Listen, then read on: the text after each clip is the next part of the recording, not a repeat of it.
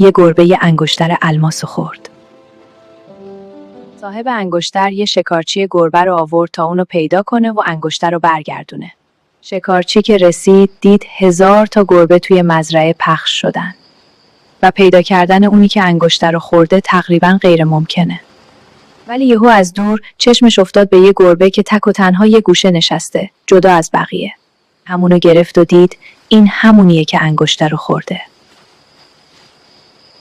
صاحب انگشتر با تعجب پرسید از کجا فهمیدی این همونه؟ شکارچی با لبخند گفت خیلی ساده است.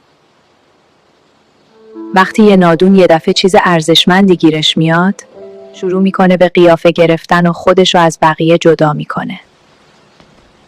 کاری به خیالی بودن داستان ندارم ولی درس بزرگی میده.